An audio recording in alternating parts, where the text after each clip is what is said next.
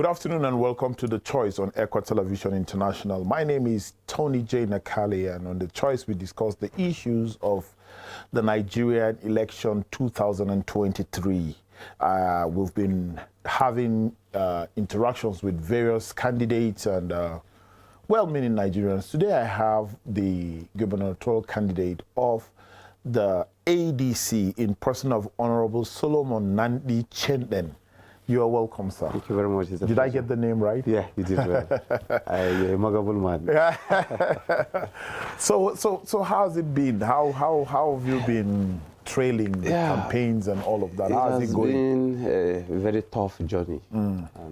It's a real privilege for Solomon Nandi Chendan to be on the ballot paper. And you know the politics of Nigeria today. And I think it's best for Nigerians and Platonians to know that it's high time we have shift from the leadership. And if we believe that youth are the leaders of tomorrow, I think the time is now for us to make the best choice. Wow. If we believe youths are the leaders of tomorrow, let's make the best choice. That takes me to the presidential election. Yes. Our president-elect is not a youth. Yes. And with the statement you just made, how do you feel about that? Yes. Power comes from God. And I believe God has given him. I don't have any contradiction with that. Did your party congratulate him? Okay. Yes. Okay, but in the recent elections on the plateau, did you scale through? No, we couldn't get any of the seats. But you are hopeful, yes, we are hopeful with the governorship. Definitely, definitely. So maybe I'm talking to the next governor of Plateau By the State, special grace of God. and I'm not aware. No, by the grace of God. Anything can happen. Power comes from God. Let me hear your analysis of the presidential election. Yeah. There was an election where Nigerians voted, and we all saw the result. Let me be frank with you. If God sees that Bola Ahmed Tinubu is going to be the president, nobody can change that. And we can only do our path. Then we leave rest with God. The election was peaceful. That's number one thing. I'm talking from the security point of view because I'm a security expert. It's peaceful because we did not record a lot of issues surrounding security threats, most especially on the Plateau State, across the 17 local government. I'm talking for the Plateau State as a whole. And I know 80% of Platonians came out in mass and they casted their vote. Whatever result that we see today on the INEC portal, I know it must have gone through screening and scrutiny because Nigeria have a system. So I don't want to contradict what INEC have said because we all know the system very, very well. And I want to believe that if Professor Mahmoud Yakubu have declared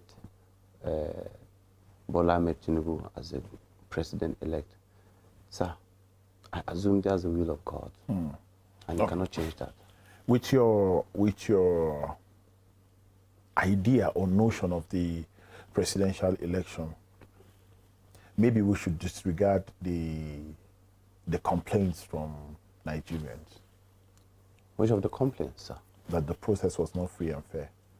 I think we have a system where if there is an ill treatment on the system, you have an ample opportunity. You go to court. And I believe the justice of the day will take its course. Couldn't we have avoided that? But it has happened.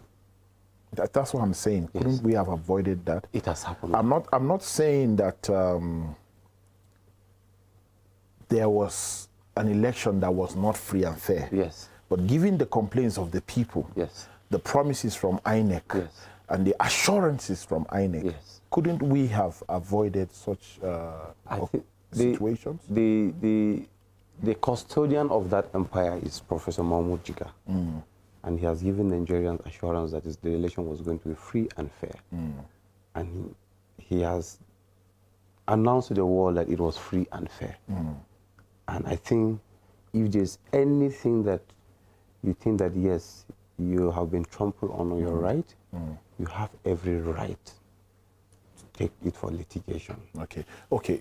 I didn't want to say anything about the courts since you brought it up. So let's talk about the courts. Yes. Atiku Abubakar of the People's Democratic Party and Mr. Peter Obi of the Labour Party have all filed suits against the Progressive Congress, yes, Nigeria.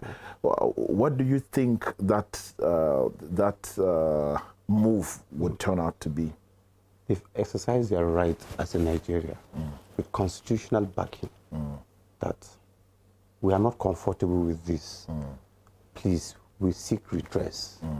And I know it has stages. From the tribunal, it goes to appellant. From the appeal, it goes to Supreme. And the thought, I think the last is the Supreme. When the judgment comes from the Supreme Court, definitely you should know that they must have studied and queried the process before giving their body. Let's see what the judgment will come out so that we'll not preempt what will happen. Okay. Did ADC stand any presidential candidate? No, we don't have a presidential candidate. Okay, you only have senators and House of Rep, and then Houses of Assembly, and then governors. Governor. Okay. Yes. But what about other states? What is the outcome of the results in favor to ADC? Like we have one House of Representative member who won in Kogi State, and we have one in Akwa Ibom. We have one in Bayelsa as well. And I believe the governorship elections / the House of Assembly member will have a lot of candidates that will win their election. Because people on the street want to take their stand. And I know come 11th March 2023, people will come out and vote for African Democratic Congress, ADC, most especially on the Plateau State. Because they need a change, the change that we all desire. That a younger person is coming on board to carry everybody along. We want a system that is youth-friendly, because you know what is happening in the country. 80% of our youth are jobless. And we're coming with a system that will mop out this youth on the street. But the system will not mop out the youth, and you seem to be in support of the system. I don't understand. You are so comfortable with the presidential election, disregarding the cry of Nigerians. I am not comfortable with the presidential result. I said it has happened, and you cannot. Just because something has happened does not mean it should be left that way. No, that's why you say you go to court. We have been on this show. We have been looking at the system. Yes. How candidates have emerged. Yes. We have been looking at the system. How results were counted. Yes. We have been looking at the system and the process, how the results were compiled, how they were announced. There were so many inconsistencies of results leaving states on a particular figure, and then they get to the National Collection Center on particular figures. And we have been so confused. This did not just happen to the APC. It didn't just happen to the PDP. It didn't just happen to the Labour Party. Labour Party had complaints. Even the APC had complaints. Even the PDP had complaints. So where are the loopholes coming from? And this is what I always want us to talk about, because if these things are not dealt with, your election will be affected. Definitely. So that is the point. And when candidates like you say, let's leave it the way it is, or let's accept it, you cannot change it. If people turn out to rig the election, I'm not saying any election was rigged against you, and you won, but it was rigged against you, would we be saying, let's take it the way it is? For instance, we have 2 million voters on the plateau, for instance. 2 million. And you got 1.9 million votes. And you are sure you got 1.9 million votes. And a different candidate by the name Tony Nakale was announced as the governor. And everybody is aware that Tony Nakale got 300,000 votes. Would you say it has happened? It has happened? Let me tell you something with people's mandate. You don't steal people's mandate and go free. But if it happened this way that I explained, in your case and me, would you say, let's take it that way? I would definitely go to the court. Definitely. I will seek redress from court, and court would interpret it. Sir, this is what actually happened. And look, let me tell you something. Election is a system on its own. From the polling unit, you have a ward agent. You have a polling unit agent. You have a ward agent. Somebody who's representing your party in that ward. Yeah. And are you telling me that all those wards and the polling unit, that APC, PDP, and Labour Party had agents? Are you telling me that they were not aware of changing those figures? They were aware, And but is it that it was compromised? some of these agents don't escort the results back, and a lot of things can happen. There are a lot of accusations on INEC concerning this election. Yes. Some unofficial results escorted the results to the State Collation Center. Some there were a lot of things. There was a result that came in with a figure that was not tallying with the amount in words. And I know you have evidence. And there are a lot of these things. So should we be comfortable on our own and base our faith in the courts, in the judicial system that has failed Nigerians over time? Sir.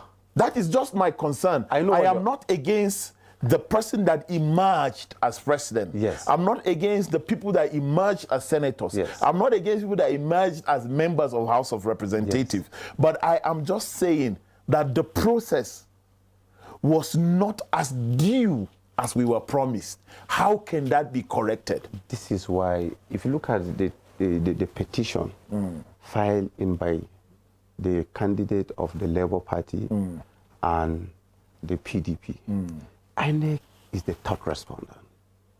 It's the first respondent, sorry. Because they want you to prove to us that this result that came from polling unit A with ABC figure is not the same thing with what you announce. And the court would take a critical analysis of the certified document, the CTC document from INEC, to check if this document is actually from us. Evidential documents will now come on board. And if the court deem it fit that Asiwaju Bola Ahmed did not win election, sir, if it is Peter Obi that won the election, he will definitely be announced as the president-elect. And they will give him his...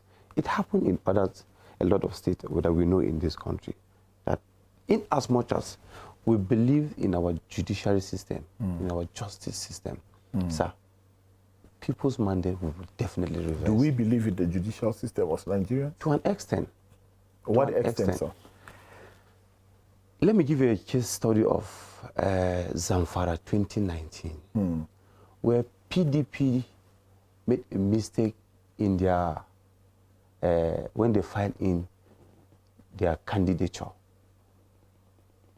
And that's, sorry, APC. Then the APC took it to court and said, no, we are not comfortable with this delegate. For that, the election should be null and void. And that was a privileged PDP file in all their documents. They were declared winner in Zamfara State. That was what brought Matawale. When was that? That was 2019. So, at least to an extent, it's a very big signal that... What about Edo Ekiti election? Thank you, we are bringing Edo election and Ekiti. Let me tell you something. The INEC learned from their previous mistakes and they work on it. And I believe a lot of taxpayer money was allocated to INEC so that they would do the needful. Sir, should INEC make mistakes? It shouldn't. INEC should be a very perfect institution. Very, very. And you have a bunch of professors that are expected. Yes. Because of their professorship, yes, it is expected that everything should be perfect. Definitely. If things had gone right, yes, maybe you and I would have been talking about your manifesto by now and not to be paying mind on what has happened. Definitely. Of which we are coming to that, because that is why I intentionally brought you to the show. And I'm sorry for the disturbance. I actually disturbed you on phone to get you here. I kept calling you even late at night. Yeah. So, but the point is, sir, I want us to leave the matter of INEC so that we can discuss your issue. Exactly. But I'm just praying that the governorship, yes, should be the freest and the fairest. Definitely. Because INEC is an institution that should be perfect in all its dealings, that Nigerians should not have anything to complain about. Let me tell you Most something. countries, when we hear elections, they either say, we don't like this candidate, but they don't blame their electoral system. Body. That's very correct. Let me tell you something. The last election is a litmus test to Nigerian and Platonians. I am giving you my word. People will protect their vote this comes to this election because they have learned from what happened yesterday. And for them to prove INEC wrong, that you cannot steal people's mandate, they will stand by their vote and protect it. And I know definitely, come Saturday, people will come out in mass and vote for ADC by the special grace of God. So, well, I wish you the best in your endeavors. But now, the issue that is the word on the street is, we voted on the 25th of February. We were not duly served what we voted, so we are not coming out to vote. Yes. How is that? If people stand on their words on Saturday, how will the elections be affected? Sir, I have been on the road for more than 72 hours, sensitizing people. And this is the only complaint. We are not coming out to vote because we are not happy with what happened last Saturday. And we keep telling them, if you don't go out and vote, you are doing more harm to yourself. Because ghosts will not come and vote. And the candidate that you don't want, you will definitely emerge. Plateau State is bigger than an individual. Plateau State is the only state that we have. Sir, Plateau State belongs to everybody who knows that he's a Platonian with good purpose, with good intention. And I'm telling you this, I keep telling my people that, look, let's come out and vote. It's your right. It's your franchise. You must exercise it. And it is going to carry a lot of weight. You add a lot of flesh in the system, in streamlining the bad leaders that we have. If you want a system to be changed, you must participate. Because you don't expect somebody from Nasarawa to come and vote for a good leader for you on the Plateau State. You can't walk. Platonians' vote belongs to the Plateau State people, and we must come out and vote. Forget about what happened. Let's re-strategize and come up with better options. Okay, so how hopeful should we be concerning Saturday? I am 95% hopeful. That the elections will turn out in your favor? Definitely. Awesome. Ask me why. Why, please? We are coming with a blueprint of Platonians. That's why we say Plateau State is in God's hand. It's a mandate that we believe that everybody is important. And I'm coming with a vision of protecting life and property within the 21st century. I'm a security expert by profession. I have worked somewhere. I have the experience. And I believe that if we have the 21st century technology on board, South Plateau State will be secured. We have one of the best weather, I mean the best top 10 weather in the world, that we can fly some of these gadgets. And I know it's going to work. It's working in other nations. We've traveled there. If you go to Israel, maybe you land at Tel Aviv International Airport, you are picked already. They know where you are going. They have your details. They are not spirits. They are human beings like us. If we deploy these technologies in Plateau State, sir, we check all our borders. If you're coming from Nasarawa, we check you from Hawan Kibo.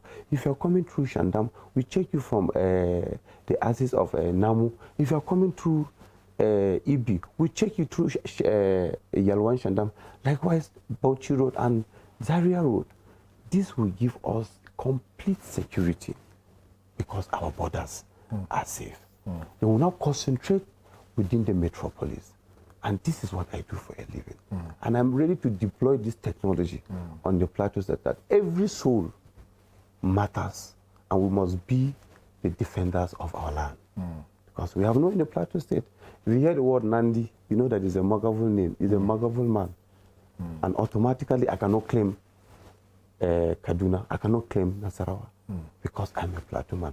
And it's only a Plateau man that will solve our problem. You don't expect somebody who come from London to come and solve our problem here.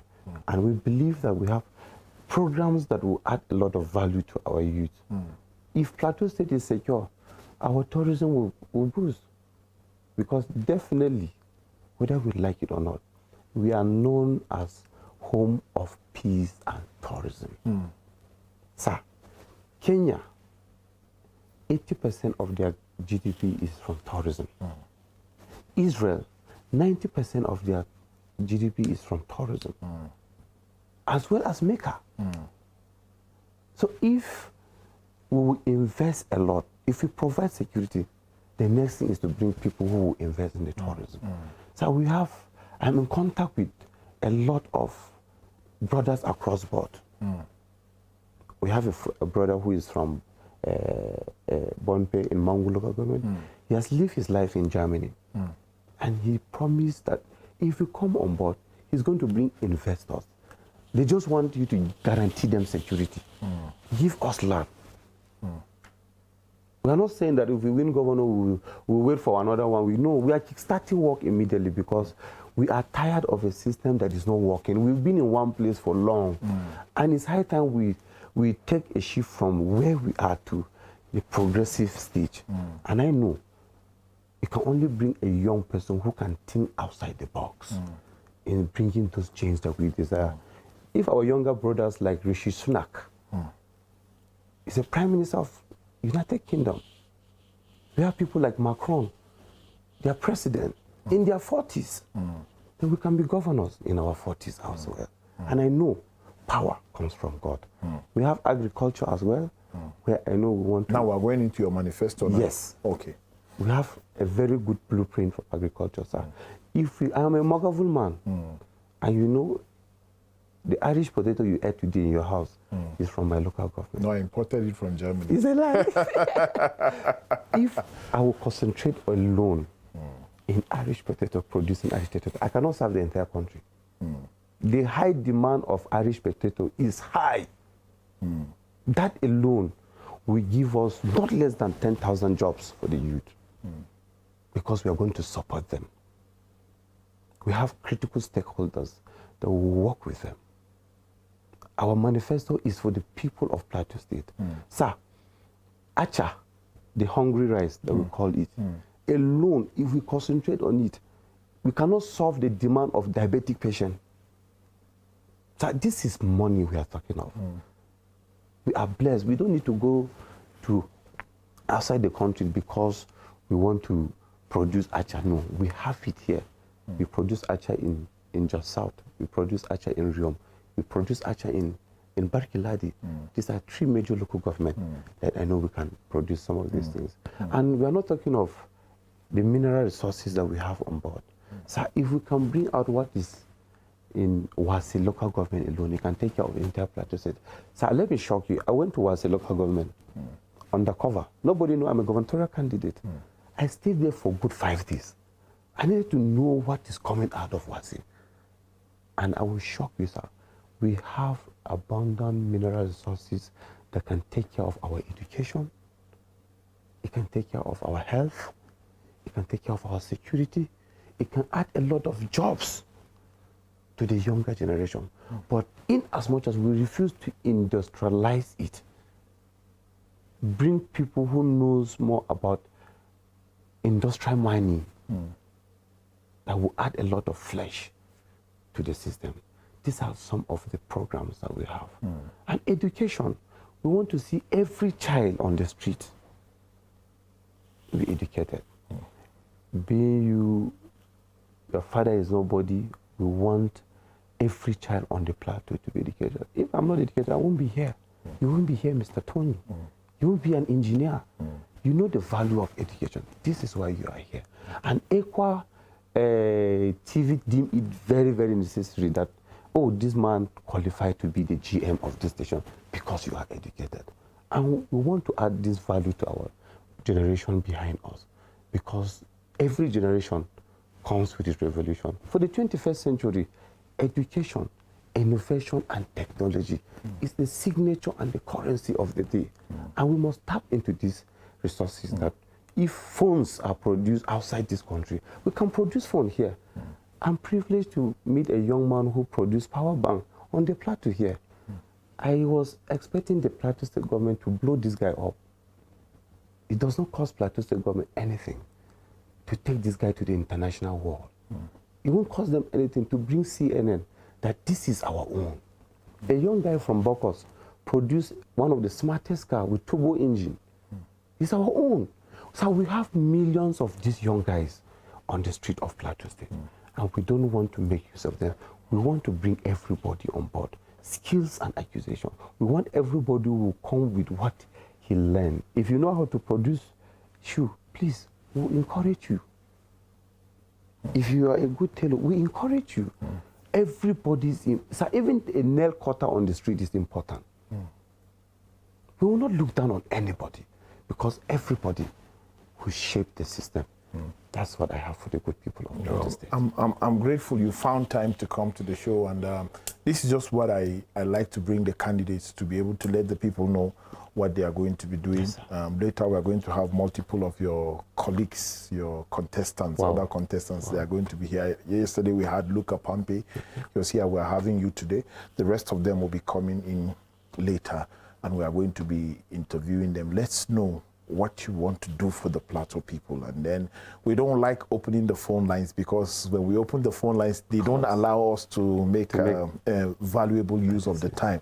So the show is on Facebook. If you heard what Honorable Solomon said, if you want to make a contribution, you can go on Facebook, Equa Television on Facebook, and then the show is still there. You can make your comments. If you have any questions, you can ask there, and I'm sure he would follow suit to respond. Thank you very much for coming. I'm grateful for having you. Yes.